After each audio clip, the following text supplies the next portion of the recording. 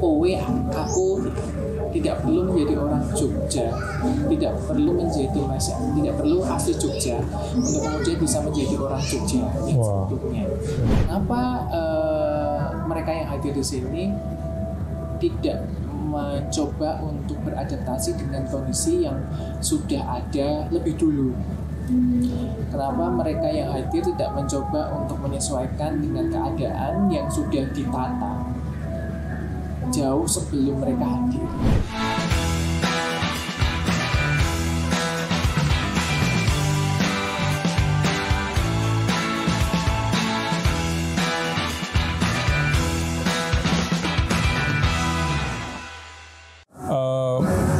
Berarti bukan hanya sejarah Jawa tadi ya yang Mas sekarang mau dalam. Kemudian didalami ya. Sebenarnya sih tidak hanya Jawa.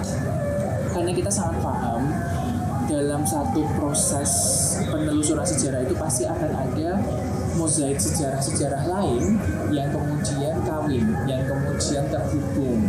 Nah, hubungan-hubungan inilah yang dalam satu konteks pemahaman sejarah itu harus dijalin.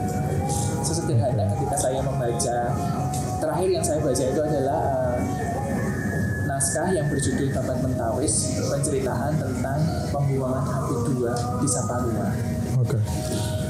Habib II ini memang dari Jogja, raja dari Jogja. Sultan Hamengkubuwono II ini memang terkenal sebagai raja yang cukup memiliki watak yang keras tanpa kompromi terhadap kompeni, dan akhirnya berdampak pada itu pembuangan beliau ke luar Jawa. Nah, ketika keluar Jawa di Saparua itu merupakan satu momentum di mana beliau juga menitikkan sejarah baru atas sosoknya sebagai sultan di ruang pembuangan. Yang sebelumnya beliau juga pernah dibuang juga di Penang. Dan di Penang pada saat itu beliau sempat menjalin satu koalisi politik dengan menikahi salah satu putri dari kerajaan di Penang tersebut. Hal tersebut yang kemudian membuat sejarah ini tidak berhenti. Tidak hanya berfokus pada satu lokasi, tidak hanya fokus pada satu teritori, tetapi nyatanya ini menjadi satu sejarah yang cukup luas, cukup dinamis untuk kemudian dibaca secara makro, gitu, Mas. Kita balik, Mas, misalnya pengen tahu kenapa dari sekian banyak ilmu zaman sekarang gitu dalam tanda kutip ya, lalu Mas memilih untuk mendalami atau mencintai atau bahkan mau berkecimpung di ilmu jadi filolog di Universitas Gadjah Mada. Ini sebenarnya perjalanan panjang untuk kemudian bisa disebut filolog. Saya sendiri belum pantas untuk disebut filolog, tetapi saya cukup senang dan menikmati proses belajar menjadi filolog. Bagaimana proses membaca manuskrip ini menjadi salah satu media untuk melihat bahwa kontestasi sejarah Jawa itu tidak hanya hadir di buku-buku sekolah, tidak hanya hadir pada satu narasi yang selalu positif, tidak hanya hadir pada penceritaan-penceritaan orang, tetapi sejarah ini hadir sesuai dengan periode di mana manuskrip yang kemudian menjadi objek keilmuan filologi ini ditulis. Jadi kita sangat paham bagaimana manuskrip sastra, kalau dalam satu teorinya Miller, itu menjadi representasi dari sosial masyarakat pada saat itu. Sehingga kita bisa melihat dan mendudukkan perspektif kita terkait dengan masyarakat 10 tahun yang lalu, 15, 20, 50, 100 tahun yang lalu melalui manuskrip. Nah, ketika kemudian saya membaca itu, saya kemudian bisa berdamai dengan satu ketidaknyamanan dalam konteks sejarah yang saat ini kadang kita temukan. Misalnya, kenapa sih harus ada perang gitu? Oh, karena kemudian kita membaca pada saat itu perang tidak hanya berfungsi sebagai media untuk kekuasaan, tapi sebagai bagian untuk menjaga satu marwah kebudayaan yang jauh lebih dewasa. Tapi mungkin kan sebelumnya nggak berpikir sejauh itu kan setelah mempelajari filologinya. Tapi kalau dulu dari SMA misalnya, SMA ya Mas di Jogja ya, kemudian akhirnya memilih filologi gitu, kenapa? Nah, awalnya kalau perjalanan menuju jurusan saya itu kan di sastra Jawa, itu cukup panjang sih. Jadi jadi sastra Jawa gitu ya maksudnya? Sastra Jawa, maksudnya di sastra Jawa. Penjurusan begitu kalau filologi? Filologi ini semacam fokus studinya gitu. Sastra Jawa kan ada linguistik, ilmu kebahasaan, sastra, dan filologi. Oke. Nah, filologi inilah yang waktu itu nampaknya ini menjadi satu keilmuan yang cukup menantang gitu. Tapi kita agak flashback dulu nih, zaman SMA dulu.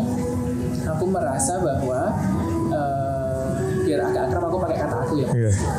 Aku santai. Aku ngerasa bahwa waktu itu ilmu yang ingin kutekuni adalah ilmu yang langsung bisa diaplikasikan. Zaman SMA. Gitu. Sehingga ada dua hal yang menjadi cita-citaku. Itu di luar sastra Jawa malah. Yang pertama adalah psikologi. Tapi kemudian karena psikologi waktu itu aku melihat passing grade-nya cukup tinggi di Gajah Mada, akhirnya aku mencoba untuk mencari satu alternatif. Akhirnya aku memilih jurusan bimbingan konseling. Cuma aku belum berjodoh di situ. Dari berbagai jalan menuju jurusan untuk masuk di jurusan tersebut, aku tidak berjodoh. Mulai dari jalan yang tas, mandiri sampai non-tas itu sama sekali tidak menjadi kesempatan untuk.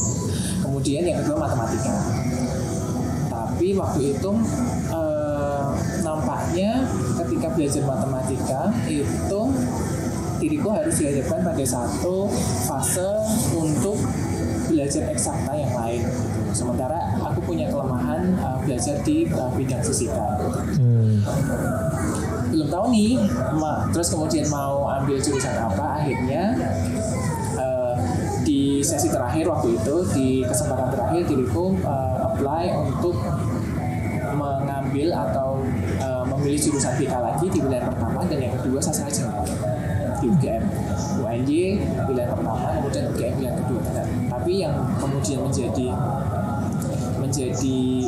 rezekiku waktu itu ya masuk di UGM gitu. Masuk di UGM di jurusan sastra Jawa, dan seperti halnya jalan Gusti ya gitu. Orang tua mendukung, ibu saya mendukung, kemudian saat ini saya menyadari bahwa alam raya ini juga mendukung, membukakan banyak jalan untuk saya pribadi bisa melihat sastra Jawa ini sudah lebih dalam. Bukan hanya sekedar kalau kita melihat sastra Jawa kan ya kayak majalah tabloid bahasa Jawa, Jogolodan dan lain sebagainya, tapi itu jauh lebih luas. Nah, masuk tuh di jurusan sastra Jawa. Rame yang angkatannya? Nggak rame? Berapa angkatannya Mas? Satu angkatan 40 yang dikatakan lulus dan linier dengan keilmuan saat bekerja itu mungkin hanya 30%. Yang lainnya mereka bekerja di luar bidang. Oh, oke. Ya kalau Mas Richard Richard lihat jurusan sastra Jawa pada saat itu tidak semarketable saat ini. Aku sendiri sih tidak ini. Aku sendiri tidak menyangka bahwa sekarang sastra Jawa menjadi bagian dari keilmuan yang dicari untuk merujuk banyak sumber, untuk mencari banyak sumber terkait dengan sejarah, budaya dan lain sebagainya. Contohnya apa Mas kalau untuk bidang pekerjaannya yang zaman dulu itu paling dan sangat relevan itu ya balik lagi jadi dosen atau jadi guru gitu. Atau ya kerja di perpustakaan dan arsip yang memang dia mengelola arsip-arsip berbahasa Jawa. Kalau sekarang? Sekarang sangat luas, apalagi ketika aku melihat bahwa banyak kesempatan-kesempatan besar yang bisa diperoleh dari jurusan. Asal kemudian kita itu cukup terbuka dengan berbagai peluang ya. Misalnya aku sendiri di Sono Budoyo kan jadi manajer koleksi untuk manuskrip. Museum Sono Budoyo. Ya. Di Museum Sono Budoyo menjadi manajer koleksi untuk manuskrip. Sementara di keraton itu jadi junior kurator gitu. Yang notabene mencoba untuk menempatkan satu sumber arsip yang sifatnya historik, sentimental, dan cukup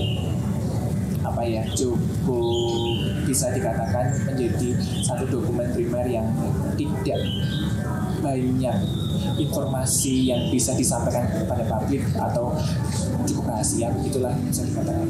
Itu bisa kemudian kita narasikan, kita kemudian secara teknis kita susun menjadi satu ide kreatif pameran yang bisa menjadi media masyarakat untuk melihat bagaimana sejarah, budaya, sosial, politik, pemerintahan itu hadir dan terdokumentasi secara bagus, secara apik, secara lengkap melalui manuskrip. Ya, balik lagi, itu dulu aku peroleh ilmunya ketika aku kuliah di sastra. Oke, menarik. Kalau terkait ini Mas, tadi kan filologi ya tentu karena ada ketertarikan dari Mas Fajar juga, kemudian juga bisa menikmati kan selama kuliahnya sekarang linear, bahkan di Museum Sono Budoyo, kemudian di Keraton. Saya juga lihat Mas udah buat pameran Jaya Batara, kemudian serangkaian kegiatan-kegiatan lain terkait dengan filologi. Tapi kalau dari Mas Fajar, bagaimana melihat filologi atau kedudukan atau peran filologi dalam menjaga atau melestarikan kebudayaan Jawa yang cenderung bisa kita olah, kita lihat hanya dari manuskrip kuno, aksara-aksara Jawa kuno begitu. Itu kan bukan pekerjaan yang mudah untuk lihat kayak gitu. Iya. Sebentar, perlu saya informasikan juga ya Mas. Jadi kalau kita lihat nih, manuskrip itu tidak sebatas tulisan. Kemampuan orang zaman dulu, entah itu orang Jawa, entah itu masyarakat Sumatera, entah itu orang Bugis, orang Bali, mereka punya satu keilmuan yang seragam untuk melihat perubahan, entah itu perubahan alam, entah itu perubahan zaman. Kemudian ketika mereka paham dan kemudian mereka mengenal budaya tulis, mereka tuliskan. Masih ingat kejadian di Sulawesi ketika ada likuifaksi gitu. Di Palu ya, Sulawesi Tengah ya. Itu ada likuifaksi, itu udah tercatat di manuskrip bahwa ketika terjadi gempa pada bulan tertentu, jam tertentu, maka bumi akan bergeser. Itu jelas. Hanya saja pada saat itu belum ada satu terminologi yang jelas atau terminologi yang maju untuk menyebut bahwa itu adalah likuifaksi. Tapi bumi akan geser. Atau kemudian ketika saat ini terjadi gempa di Jawa, di Jogja pada bulan Sya'ban dan lain sebagainya misalnya gitu, maka akan terjadi kekeringan. Ya kita lihat bahwa kemaraunya panjang atau kemudian gagal panen dan lain sebagainya. Gitu. Zaman dulu sudah tercatat bagaimana masyarakat melihat waktu-waktu baik untuk bercocok tanam, untuk berpergian, untuk kemudian berlayar, menebang pohon dan lain sebagainya. Mereka mencatat itu. Itu apa Mas? Mereka punya semacam satu keilmuan yang kemudian disebut primbon. Oke. Nah, itu dulu. Nah, itulah yang kemudian membuat filologi ini hidup saat ini sebagai bentuk refleksi. Satu kekayaan intelektual pada saat itu yang relevan untuk kita baca dan kita terapkan, kita cocokkan di kondisi saat ini. Nah, kalau kemudian kita melihat bagaimana kemudian filologi ini mampu dan bisa menjawab tantangan, atau kemudian filologi ini adalah satu hal yang sangat berjarak dengan saat ini, ya tidak dipungkiri memang karena masyarakat zaman itu mereka akan menulis dengan aksara dan bahasa pada saat itu juga. Sementara masyarakat saat ini berkembang jauh setelah produksi pengetahuan tersebut sudah ada. Sehingga membuat keilmuan filologi ini menjadi jembatan nih. Oh ya, harus kita narasikan dulu apa yang menjadi dokumentasi dari peristiwa, pengetahuan atau ajaran pada saat itu, dan kita tarik mana yang masih relevan, mana yang masih sesuai, mana yang masih bisa diterapkan pada kondisi masyarakat saat ini. Ya paling gampang kalau kita melihat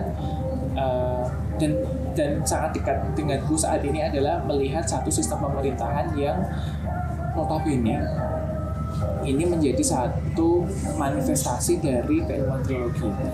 Tahun lalu di periode yang sebelumnya maksudku, Sri Sultan Hamengkubuwono ke-10 sebagai gubernur mengedepankan sebuah paradigma tentang among tani, dagang layar.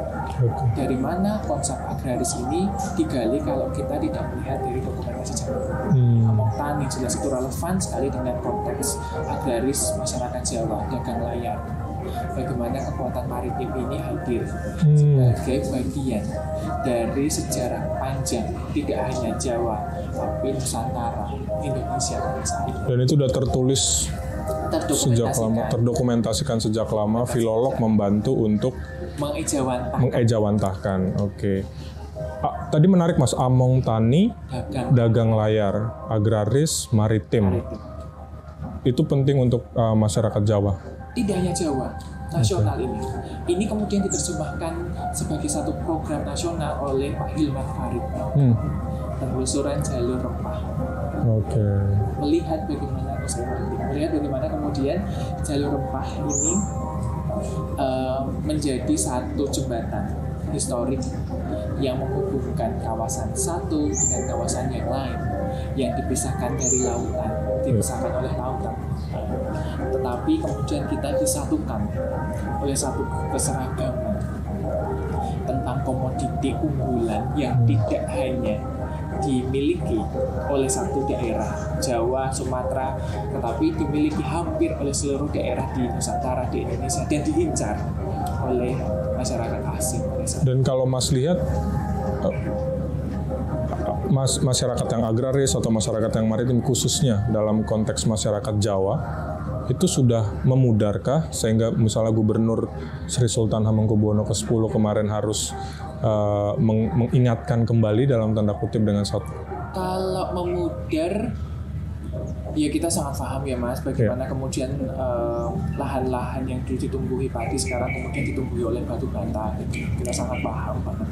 Tetapi yang perlu kita sadarkan dan kita kembali refleksikan bagaimana kemudian kekayaan agraris ini menjadi kekuatan dari Nusantara, dari Jawa, dari para pemimpin dan masyarakat dan rakyat pada zaman itu, sehingga harus ada terobosan terhadap langkah strategis pemerintah, karena sekarang saat ini yang memegang kendalikan adalah pemerintah gitu, untuk memperkuat sektor tersebut. Nah, program-program atau tawaran paradigma pengingat paradigma terkait dengan among tani tersebut ini justru menjadi satu cambuk kembali dalam perspektifku, dalam hematku pribadi, begitu untuk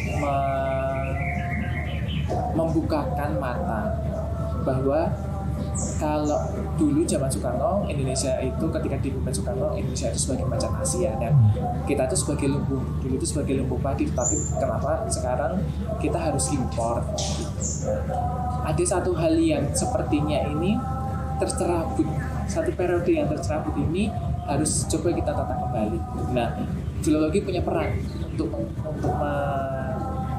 mencoba untuk menyampaikan bahwa hal yang tercerabut ini sebabnya karena sesuatu, disebabkan karena satu hal begitu, dan memberi sebuah tawaran solusi gitu.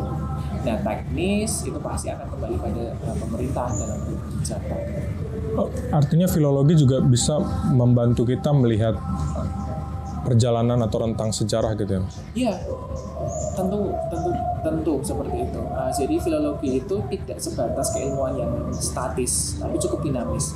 Bisa membaca satu lini masa. Kalau kita ngobrolin sejarah, Mas, kita sekarang mau spesifik ke provinsi yang istimewa ini, ya, provinsi daerah istimewa Yogyakarta. Saya pribadi punya semacam keinginan gitu ya untuk lebih mendalami Jogja ini, karena saya sering sekali datang ke sini, beraktivitas sekolah di sini juga. Boleh diceritakan tentang sejarah singkat Yogyakarta yang mungkin orang apalagi pendatang itu jarang ketahui, Mas? Iya sih, sebenarnya kalau kita melihat Jogja itu merupakan kita mulai dari sejarah dulu. Kalau kita bicara Jogja itu merupakan kawasan hutan yang sudah hadir sebagai sebuah pesanggrahan, sebagai sebuah tempat singgah ketika kerajaan Mataram Islam yang saat itu adalah Kartosuro dan Surakarta melakukan sebuah perjalanan, entah perjalanan ke Imogiri, ke Makam dan sebagainya.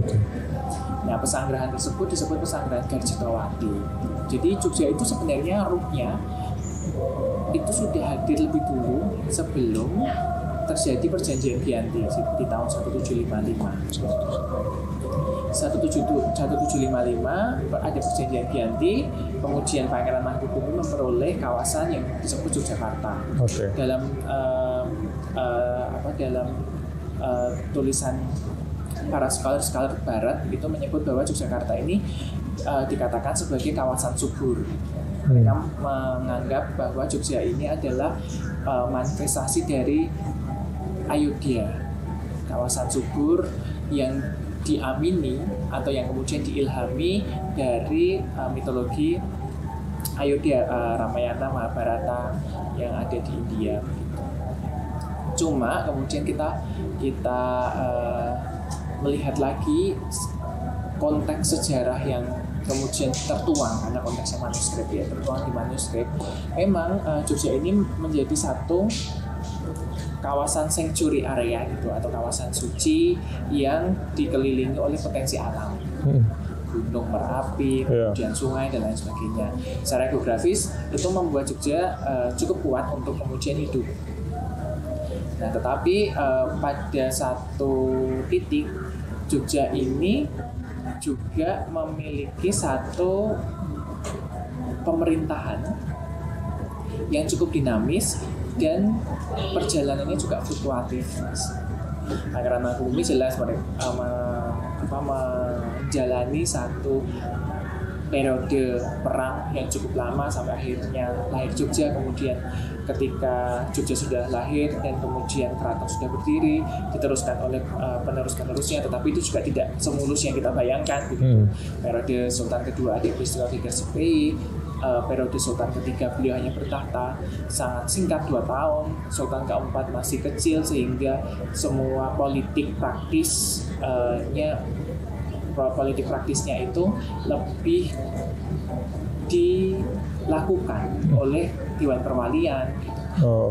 Periode Sultan kelima itu kemudian juga kita pahami, kita ketahui terjadi perang Diponegoro, sehingga banyak sekali merugikan, menghantarkan aset-aset Jogja, tidak hanya sumber daya manusia tapi juga sumber daya alamnya.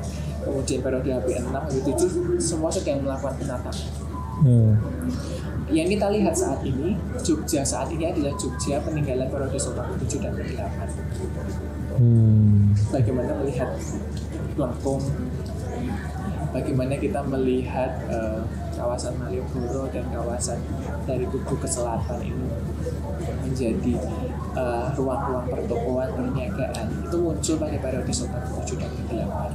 Bagaimana Pasar Beringharjo yang dekat dengan lokasi kita saat ini itu dibangun dengan bangunan fisik batu bata dengan bangunan permanen dan dan kemudian dibuat seperti hanya skema pasar di Belanda dengan los dan lain sebagainya. Artinya zaman Sri Sultan Hamengkubuwono ke-7 dan 8 itu bisa dikatakan sebagai masa Renaissance Kesultanan. Bisa dikatakan sebagai masa peralihan dari Yogyakarta dari Yogyakarta sebagai kota kerajaan, jadi Yogyakarta sederhananya sebagai kota yang cukup metropolis, yang membuka diri, yang terbuka atas pengaruh-pengaruh atau yang cukup terbuka atas akulturasi dari kebudayaan asing itu, terutama. Dengan segala perjalanannya itu, kalau kita refleksi Jakarta yang sekarang secara keseluruhan, atau khususnya kalau sekarang kalau dari saya yang pendatang itu melihat rasanya kalau ke kota Jogja sekitaran keraton gitu, itu kan terasa sekali ya budayanya, mulai dari bangunan, mulai dari warga gitu. Apakah masih Yogyakarta yang istimewa sebagaimana sejarah mengatakan? Iya. Kemampuan keraton saat ini untuk kemudian melestarikan kebudayaan memang saya akui cukup luar biasa ya Mas, di atas rata-rata, karena bagaimanapun saat ini keraton mulai mengakrabi teknologi untuk mendokumentasikan kebudayaan sebagai bagian dari jembatan syiar budaya itu sendiri. Nah, kemampuan itulah yang saat ini membuat masyarakat lebih paham bagaimana kebudayaan itu hidup. Sehingga jenengan bisa merasakan tidak hanya melalui ambience atau kemudian hadirnya bangunan fisik, tapi dari knowledge pun itu bisa kita peroleh dengan sangat mudah saat ini. Nah, kalau kemudian melihat bagaimana konteks istimewanya sendiri, sebenarnya perihal istimewa ini kan muncul, atau terminologi istimewa ini muncul ketika HB9, Sultan ke-9 ini mendukung kelahiran Republik sebagai sebuah negara baru, negara kesatuan baru, di mana kerajaan-kerajaan dari daerah-daerah dulu itu sudah mulai muncul dan lebih otonom. Bayangkan Jogja yang saat itu sebuah tatanan tersendiri harus rela untuk menjadi satu dengan Republik dan mendukung semua upaya Republik, mendukung operasional Republik ketika Jogja sebagai ibu kota di tahun 1946 dan lain sebagainya. Nah, itulah yang kemudian menjadikan Jogja istimewa. Nah, tapi kalau kemudian kita melihat dari sebuah sejarah yang panjang, saya yakin dan saya amini juga bahwa tidak hanya Jogja, tapi daerah-daerah lain mereka pasti memiliki satu tatanan kebudayaan yang mesti terus dilestarikan. Itu cuma ruang yang digunakan untuk mengkomunikasikan itulah yang saat ini cukup penting dan langkahnya harus strategis. Kalau langkahnya tidak strategis atau kemudian tidak sesuai dengan perkembangan zaman, ini membuat satu kebudayaan itu stuck, tidak dinamis tapi statis begitu. Keraton melihat itu untuk melihat persoalan itu dan mencari peluang untuk kemudian melestarikan kebudayaan dari sektor yang benar, dari sumber yang tepat, melalui media yang pas. Dan itu kalau Mas Fajar lihat, apakah misalnya upaya-upaya itu sudah cukup efektif? Misalnya penggunaan teknologi itu tentu sangat penting sekali, apalagi anak-anak zaman milenial atau generasi Z kan mencari informasi justru lewat teknologi. Dengan penggunaan teknologi, diseminasi sejarah, budaya gitu kan juga mungkin lebih mudah. Tapi apakah itu kalau Mas Fajar lihat bisa terus berjalan beriringan, budaya yang tetap dipertahankan dengan perkembangan zaman yang makin cepat gitu? Iya, kalau kemudian efektif, efisien dan tepat, saya yakin dan saya saya dan kupikir sendiri ya ini sangat sangat klik gitu. Jadi antara teknologi dan kebudayaan ketika itu dikawinkan dengan skema yang tepat, ini bisa menjadi sebuah motor untuk meneruskan bagaimana tadi disementasi sejarah, sedimentasi dari sebuah pemikiran, pikiran, ajaran itu bisa disampaikan kepada generasi lintas masa. Itu yang kedua lintas masa, jangkauan teknologi cukup luas. Dan sebenarnya satu titik temu yang saat ini ku amini dan ku dukung itu adalah peran dari institusi kebudayaan, tidak hanya keraton, tapi dimanapun ketika menggunakan teknologi ini memberi satu ruang komunikasi yang tanpa batas. Anytime kita bisa kemudian komen atau kemudian kita bisa tanya, dan interaksi inilah yang menurutku pribadi menghidupkan satu proses pelestarian sejarah budaya akan jauh lebih signifikan daripada kemudian kita melihat 10 tahun yang lalu mungkin ya.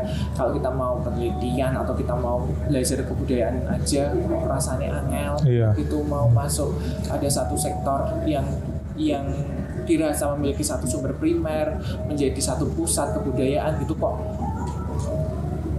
Untuk menembusnya saja kita harus mikir 2, 3, 4, 5 kali gitu. Nah sekarang teknologi ini hadir jadi jembatan gitu, lintas usia, lintas masa, lintas kawasan gitu, kemudian bisa mendapat informasi itu cukup jelas. Ya, Mas Fajar kalau melihat sekarang, Mas kan asli Jogja, putra Jogja, besar di sini, kuliah mendalami budaya aslinya di kota Jogja ini, di tanah Jogja ini, sampai memilih untuk mencintai budaya ini lewat pekerjaan juga sampai saat ini. Kalau dari Mas Fajar lihat, apakah anak-anak muda Jawa, khususnya Jogja misalnya, masih lebih banyak yang tertarik untuk melestarikan kebudayaan sebagai latar belakangnya sendiri, atau Mas melihat fenomena mulai melunturnya karena munculnya dalam tanda kutip budaya-budaya luar atau budaya-budaya baru yang somehow akan kadang-kadang bertentangan dengan nilai-nilai Jawa? Jadi ambil nafas dulu kalau diminta untuk melihat persentase tersebut gitu. Rasa-rasanya masyarakat Jogja terutama ya, karena yang dekat dengan lingkunganku itu adalah masyarakat yang cukup aware dengan keberadaan aset-aset kebudayaan. Hanya saja masyarakat saat ini tidak hanya generasiku, generasi yang jauh lebih tua atau generasi yang jauh lebih muda harus memahami bahwa kebudayaan itu sendiri adalah sesuatu yang dinamis dan berkembang. Perkembangan kebudayaan itu kan hadir sesuai dengan perkembangan pola pikir masyarakatnya. Nah, hal inilah yang harus kita sesuaikan. Perkembangan itu terjadi sesuai dengan perkembangan pola pikir masyarakatnya. Menarik. Karena itu satu teori kebudayaan yang selalu dan akan hadir ketika kita belajar dasar kebudayaan. Entah itu Kuncoro Ningrat, entah itu E.B. Teller, semua pasti akan bicara bahwa kebudayaan itu hadir sesuai dengan perkembangan pola pikir si pemiliknya. Oke. Nah, ketika kita melihat hal tersebut, maka yang harus kita pahami adalah perkembangan kebudayaan ini sesuai dengan konsumsi informasi dari generasi yang saat itu hadir sebagai media pemegang estafet dari kebudayaan. Misalnya generasi saya, generasi Mas Richard gitu. Dan kemudian generasi yang lebih muda lagi nantinya yang kemudian akan meneruskan tongkat estafet kebudayaan.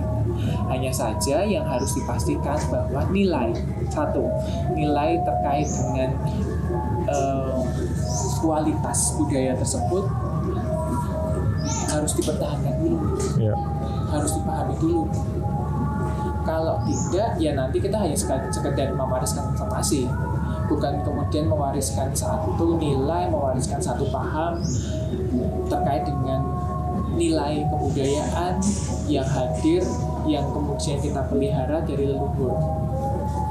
Karena kita tidak pernah sadar bahwa dan kita tidak bisa menerka bagaimana perkembangan zaman itu akan terus berubah dan akan semakin cepat berkembang. Nilainya apa, Mas? Misalnya, ini sederhana kalau kemudian kita melihat wejangan dari Ngerso Dalem. Dan aku selalu mengingat itu. Kamu, kowe, aku tidak perlu menjadi orang Jogja, tidak perlu menjadi masyarakat, tidak perlu asli Jogja untuk kemudian bisa menjadi orang Jogja yang seutuhnya. Kamu tidak perlu lahir di Jogja untuk menjadi orang Jogja seutuhnya. Satu nilai yang kemudian dipegang oleh orang Jogja sendiri itu adalah unggah-ungguh. Ya, manifestasinya banyak banget, Mas.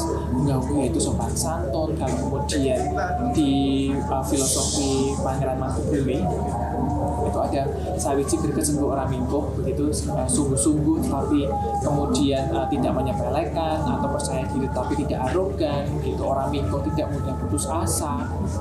Nah, nilai-nilai tersebutlah yang harusnya ditanam dulu, sehingga ketika kita melihat satu terpaan budaya asing, kita sudah punya filter. Ya kan, jadi sederhana kalau Ngerso Dalem memang statementnya ini kemudian menjadi satu statement sederhana, tapi prakteknya menjadi satu PR bersama. Modernisasi itu bukan berarti westernisasi. Modern itu bukan sama atau tidak sama sekali dengan berubah menjadi western. Kita berkembang, pola pikirnya berkembang, keterbukaan semakin luas, bukan, tapi tidak kemudian mengubah kita sebagai orang barat. Ya, Ngerso Dalem HP9 selalu bicara dalam berbagai kesempatan, dan ini banyak sekali dikutip dan menjadi satu pidato beliau yang monumental ketika kenaikan tahta, menyebutkan bahwa ya beliau adalah sosok yang berpendidikan barat, tetapi pertama-tama dan paling mendasar beliau adalah tetap orang Jawa. Hadir dengan satu nafas, pemikiran, dan berbagai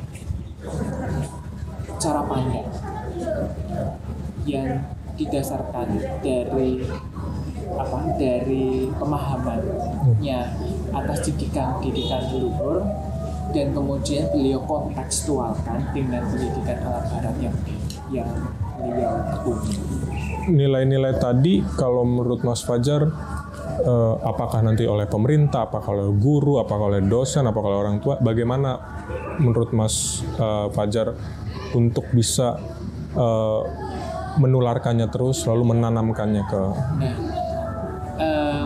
Kalau melihat program pemerintah saat ini ya Mas, saya melihat program pemerintah saat ini, berbagai nilai tersebut banyak dimanifestasikan atau kemudian disisipkan dalam muatan lokal wajib. Di Jogja kan ada mata pelajaran muatan lokal wajib dari bahasa Jawa, kemudian dari sejarah dan lain sebagainya. Terutama bahasa Jawa itu pengenalan terkait dengan unggah-ungguh. Nah, orang Jogja asli itu tidak pernah teriak. Kalau butuh, kalau memanggil ya mendekat. Gak ada istilah teriak.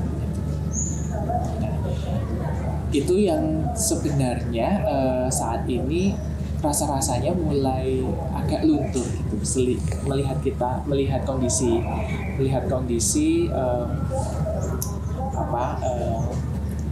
beragamnya entitas yang hadir di Jogja sendiri, sehingga mau tidak mau ya kita harus mengakrabi dan kita kemudian harus mempertahankan itu sendiri gitu. Jadi kalau melihat orang Jogja itu pasti dia tidak pernah teriak, dia punya unggah-ungguh yang bisa menjadi teladan bagi sesamanya.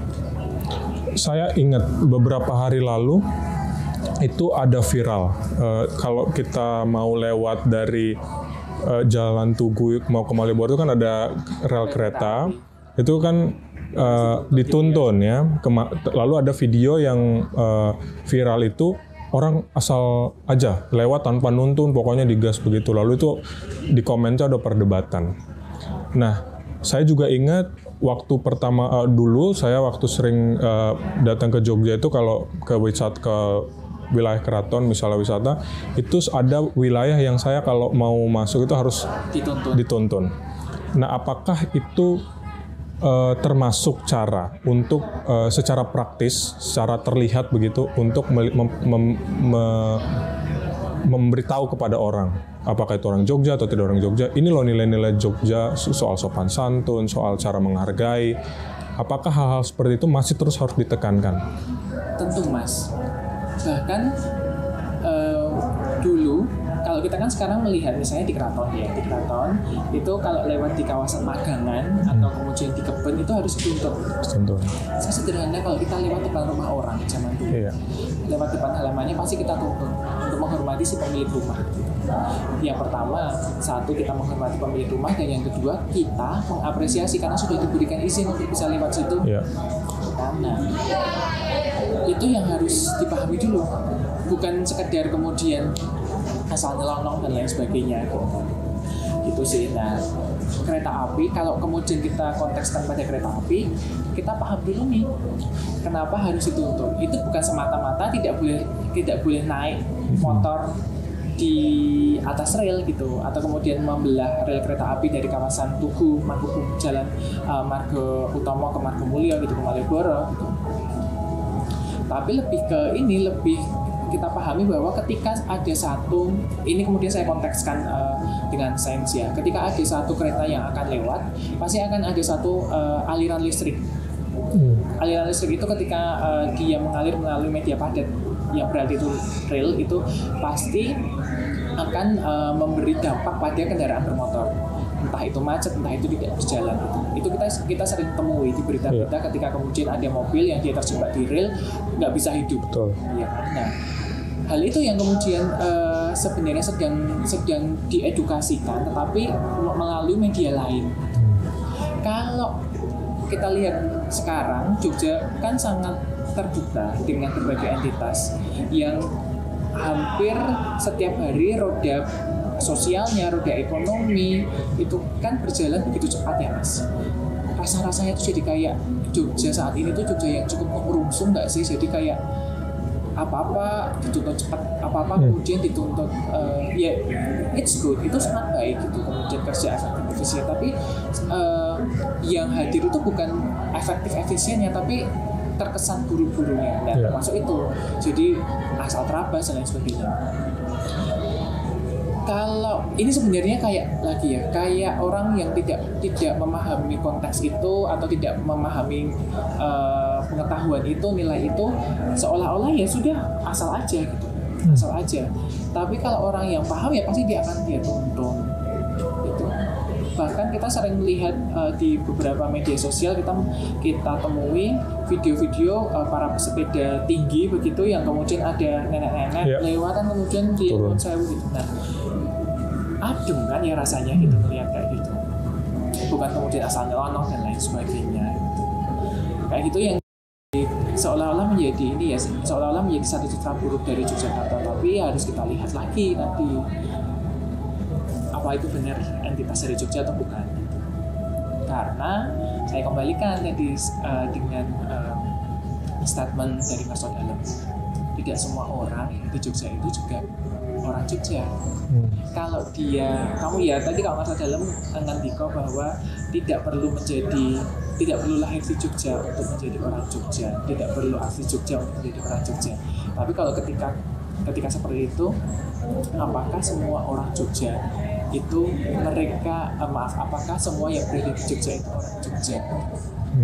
Terutama mereka yang acuh tak acuh gitu ya dengan budaya Jawa Jogja ini.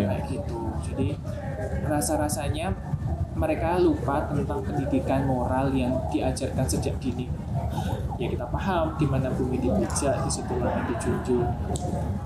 Dan hal tersebut kalau dipraktekkan ya memang nggak segampang yang kita pikir gitu ya, nggak segampang yang kita ucapkan. Ya di Jogja juga seperti itu. Menyambung yang tadi Mas, kalau Jogja ini kan wilayah yang terbuka dan orang seolah-olah mau kesini semua. Apakah hanya wisata 2 hari, 3 hari? Apalagi kalau weekend sekarang kita lihat ramainya bukan main. Semakin ada banyak tol di jalur Jawa, mungkin juga orang lebih mudah ke Jogja, rame gitu. Jadi apakah kuliah memilih ke sini, kemudian bahkan mungkin banyak pendatang yang akhirnya tinggal di Jogja. Banyak pendatang. Mas Fajar sebagai orang Jogja asli, melihat segala macam perkembangan Jogja, sambil juga punya keinginan agar budaya Jawa itu tetap kuat, meskipun modernisasi atau perkembangan tetap ada. Bagaimana Mas melihat fenomena banyaknya pendatang justru yang tidak atau yang acuh tak acuh tadi dengan budaya Jawa? Perasaannya tuh gimana, Mas? Sebenarnya kalau ditanya gitu, aku merefleksikan kondisi Jogja ketika diriku masih kecil gitu ya, 5 tahun, di usia 5 tahun. Jogja tidak sepadat ini. Di usia 10 tahun, Jogja tidak seramai ini. Di zaman SMP atau sekolah bisa menggunakan sepeda. Di SMA itu itu sudah cukup padat, tapi tidak sehirup pikuk sekarang. Terus kemudian perkembangan kuliah gitu-gitu, dalam artian Jogja sebagai kota pendidikan menjadi tujuan perkuliahan, itu juga semakin memperpadat Jogja gitu. Terus mereka tidak ingin kembali ke kampung halaman, itu menambah kepadatan yang semakin parah gitu. Rasanya juga cukup sedih gitu. Kenapa mereka yang hadir di sini tidak mencoba untuk beradaptasi dengan kondisi yang sudah ada lebih dulu? Kenapa mereka yang hadir tidak mencoba untuk menyesuaikan dengan keadaan yang sudah ditata jauh sebelum mereka hadir? Tapi ya bagaimana lagi, itu adalah satu kota dari keterbukaan, dan tidak bisa kemudian kita sesali atau kita usir gitu, Mas. Gitu. Sesederhana kemudian kita berdamai dan kita kemudian kita melahirkan langkah-langkah sederhana, langkah-langkah kecil untuk menyampaikan. Kalau mengedukasi terlalu luas, tapi coba untuk menyampaikan apa yang harus tetap dilestarikan, apa yang kemudian harus dikembangkan. Karena kan keduanya adalah sebuah proses yang beriringan. Mana yang harus lestari, mana yang harus dipegang teguh, dan mana yang harus mengalami fase perkembangan, penyesuaian pada saat ini. Ya itu saja yang kemudian kupahami saat ini. Kalau kemudian saya mencoba untuk ignorance atau denial gitu dalam kondisi saat ini, kok nampaknya ya juga tidak bijak. Tapi kalau diminta untuk memilih, ya menjadi Jogja di kala aku SD SMP itu menjadi impian saat ini. Aku tapi kemarin sempat sih, Mas. Kemarin aku sempat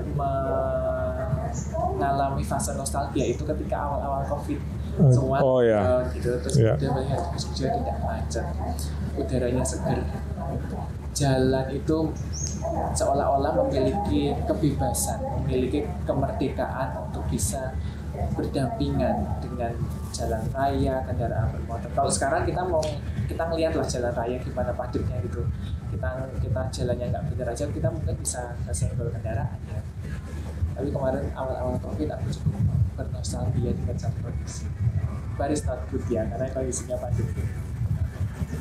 Nilai Jogja yang harus dipegang teguh, atau nilai Jawa ya Mas, yang perlu dipegang teguh untuk orang-orang masa ini, zaman ini, apakah anak muda, apakah orang tua, yang bisa membantu kita menjalani tantangan-tantangan yang ada, kesulitan hidup, atau misalnya Mas sesederhana Jogja itu yang saya pahami kan yang tadi yang tidak terburu-buru, yang alon-alon waton kelakon gitu ya. Kemudian dengan gempuran zaman seperti ini yang hedon, yang eksis itu yang hedon gitu ya, yang eksis itu yang cepat, semuanya mau cepat, hasil mau cepat, segala macam mau cepat. Apa nilai-nilai Jawa yang Mas hidupi sebagai keluhuran Jawa di Jogja khususnya, yang bisa membantu kita untuk menghadapi atau menjalani tantangan-tantangan yang begitu, sehingga kita misalnya dalam hal ini masih akan menjadi manusia yang waras begitu.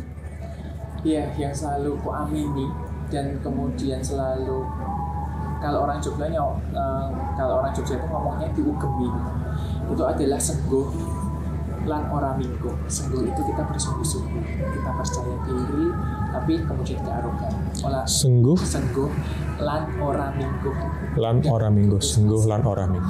Karena ketika kita sungguh-sungguh, kita tuh akan jujur pada diri kita. Oke, kalau memang kapasitasnya tidak sampai sini, ya sudah, kita memaksimalkan pada proses ini.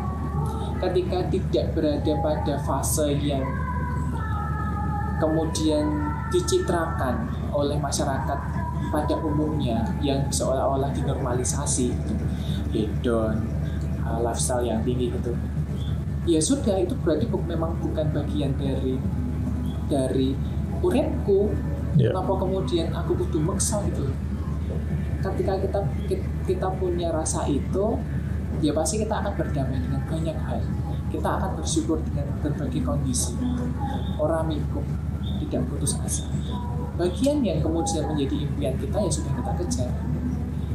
Ketika kita sungguh dan tidak putus asa, itu jadikan satu kunci untuk kemudian kita bisa merealisasikan apa yang jadi mimpi. Yang kedua, kita bisa memaksimalkan segala potensi. Yang ketiga, kita bisa membaca berbagai peluang dan tentunya menangkap berbagai kesempatan untuk mengembangkan diri. Balik lagi tadi, kalau kita menempatkan diri kita, nilai dari diri kita itu hanya pada yang nyuwun sewu kita tongkrongi, kita gunakan, selesai. Nilaimu akan berhenti di situ, nilaiku akan berhenti di situ, Mas. Tapi ketika kita menempatkan diri kita pada hal yang jauh lebih tinggi, investasinya adalah keterbukaan pikir, kemampuan membaca peluang, bersosialisasi, dan banyak hal yang kemudian lebih pada orientasi pengembangan diri, itu kayak nilai yang uncountable. Mengenal budaya kita atau mengenal nilai budaya itu berarti mengenal diri kita sendiri. Yap. Jadi ketika saya membuat pameran, ketika saya beri kesempatan kepercayaan untuk menyusun ide kreatif dalam proses pembuatan pameran itu, saya selalu menekankan bahwa pameran ini adalah satu trigger, satu batu loncatan untuk mendefinisikan topik ini secara luas. Keleluasaan itu hadir pada jenengan pengunjung. Kayak di tahun 2017 akhir, diriku menyusun satu pameran tentang perempuan, bagaimana perempuan itu sebagai satu potret silat kebudayaan. Bagaimana para perempuan ini mendefinisikan keperempuanannya sesuai dengan apa yang dia lihat. Semakin dia terbuka, maka dia akan semakin luas untuk melihat dirinya itu sebagai sosok yang mungkin orang lain melihat nilainya itu biasa, tapi kita bisa menghargai nilai dari diri kita sendiri. Mas Fajar sendiri melihat apakah dengan cara kita menghidupi nilai budaya yang katakanlah ya, misalnya soal sopan santun, soal nilai-nilai budaya zaman dulu, apakah itu memang masih relevan untuk kita hidupi sekarang? Tentu nilainya tentu masih relevan. Nah, bagaimana kemudian kita menerjemahkan nilai tersebut pada konteks saat ini yang harus dan yang perlu kerja keras. Itu kayak misalnya tadi nilai tentang senggoh orang mingko, itu jelas relevan. Mau di bangku kuliah, mau di bangku sekolah, mau di bangku kerja, mau di bangku atau mau di lingkungan masyarakat, konteks orang mingko tidak mudah putus asa dan bersungguh-sungguh ini menjadi satu trigger, satu motor sendiri, menjadi satu semangat sendiri untuk kemudian bisa memaksimalkan potensi kita di ruang-ruang tersebut, Mas. Jadi kalau kita melihat katakanlah di dunia kerja seperti saat ini, ya ketika kita mendapat satu pekerjaan ya kita kerjakan sungguh-sungguh. Kalau kemudian menemukan kebuntuan ya kita cari solusinya. Bukan kemudian ketika kita menemukan kebuntuan kita stuck. Seolah-olah kemudian kita membatasi diri kita pada satu hal yang sebenarnya kita bisa lampaui, tapi kemudian kita menutup itu, kita memberi barrier, kita memblok diri kita sendiri. Itu yang sebenarnya perlu banyak belajar juga sih untuk kemudian memahami nilai, kemudian mengaplikasikannya gitu. Kita mau tahu sedikit banyak tentang Mas Fajar. Biasanya saya kalau nanya di akhir justru. Mas boleh ceritakan tentang masa kecilnya, lahir di Jogja, sekolah di Jogja, besar di Jogja, kerja di Jogja. Lalu Mas masih yakin betul bahwa mau tetap bekerja di bidang ini untuk menjaga nilai-nilai budaya lewat filologi? Ya, sesungguhnya atau mungkin memang karena diriku sendiri kurang masih perlu belajar lagi untuk membaca peluang. Dari TK, SD, SMP, SMA, kuliah, diriku semua di Jogja. Peluang di Jogja itu hanya aku peroleh secara temporary, misalnya residensi atau exchange di luar negeri, begitu paling lama aku peroleh 6 bulan. Tahun kemarin aku berkesempatan untuk bertugas ke Dubai dan Abu Dhabi, itu juga paling lama 1 bulan, 2 minggu gitu, 1 bulan sama proses karantina dan sebagainya begitu. Tapi dari proses itu, kemudian dari kesempatan-kesempatan itu aku paham bahwa mungkin memang aku sedang berjodoh dan dijodohkan dengan Jogja. Jadi kayak seolah-olah aku berdamai lagi gitu. Orang Jogja kan enggak yang ngudu ya mas, orang sehidup kemudian buku karpe dewe gitu. Aku rasa senang nih Jogja, aku kudu keluar gitu. Aku kudu keluar saka Jogja, aku harus kerja ning Jakarta atau kemudian aku harus lain sebagainya begitu, aku harus ambisius gitu. Nampaknya itu bukan bagian dari masyarakat Jogja. Masyarakat Jogja yang ku pahami, dia punya satu perencanaan yang paham, yang dia sederhana kalau kita melihat tokoh-tokoh nasional HB1, HB9, plan mereka itu sangat jelas bagaimana hidup dan hidup di Jogja. Mungkin saya waktu TK, SD, SMP tidak pernah tahu bahwa saya akan hadir, saya akan berada pada kondisi saya saat ini. Ketika SMA pun saya sangat idealis, ingin bekerja di perusahaan multinasional.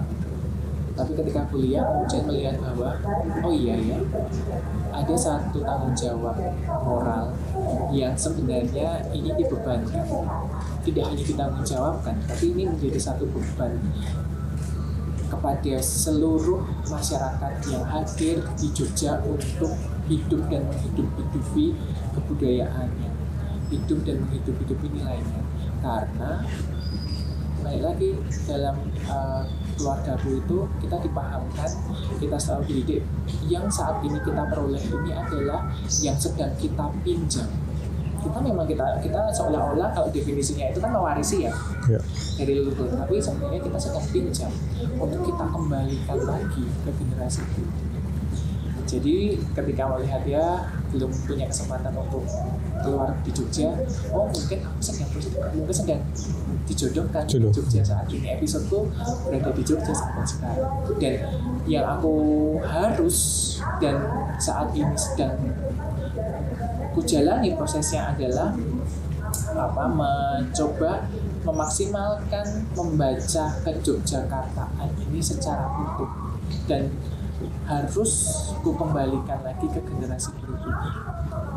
Jangan pengetahuan ini berhenti di saya, berhenti di aku, kemudian tidak menjadi satu estafet pengetahuan yang diteruskan pada generasi berikutnya atau tidak disampaikan pada lingkungan di mana aku saat ini hadir dengan berbagai media.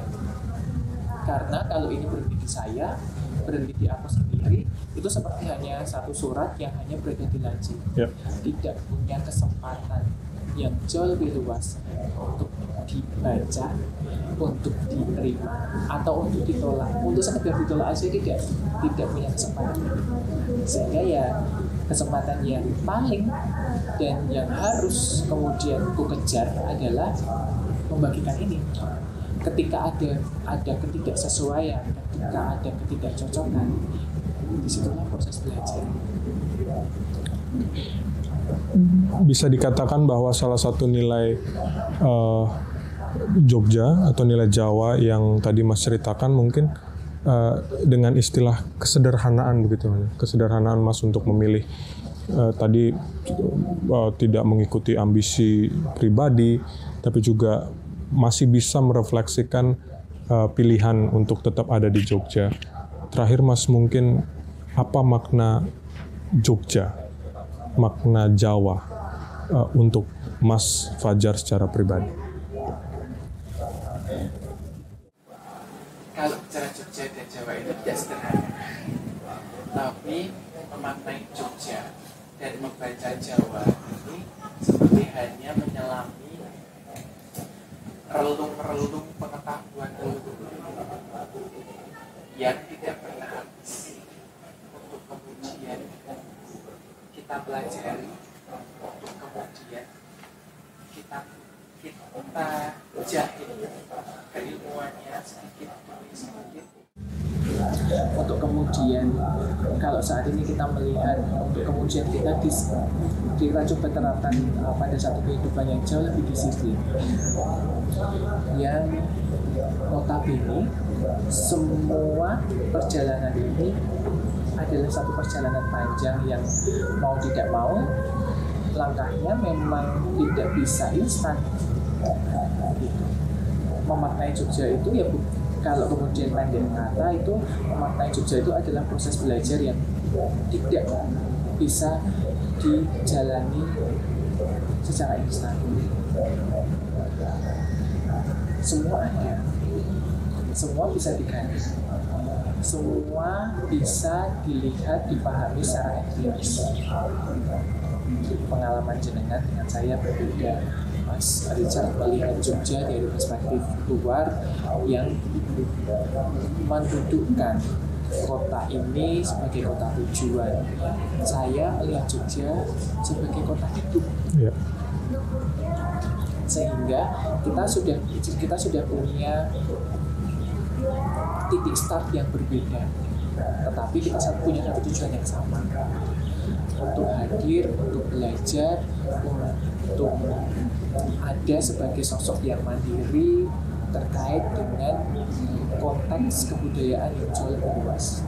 Ketika kita paham, ketika kita mengerti, ketika kita kemudian menjiwai itu, maka secara praktis kita mampu untuk menyampaikan itu, kita mampu untuk menyebarluaskan itu, kita mampu untuk memberi dampak dari hal tersebut pada lingkungan yang jauh lebih luas. Terima kasih Mas Fajar, sehat dan sukses selalu. Sampai-sampai Mas. Sampai ketemu. Semoga kita masih terus bisa belajar untuk melihat, untuk mencintai Jogja lebih-lebih. Mencintai Jogja lebih. Terima kasih Mas Fajar. Sampai-sampai.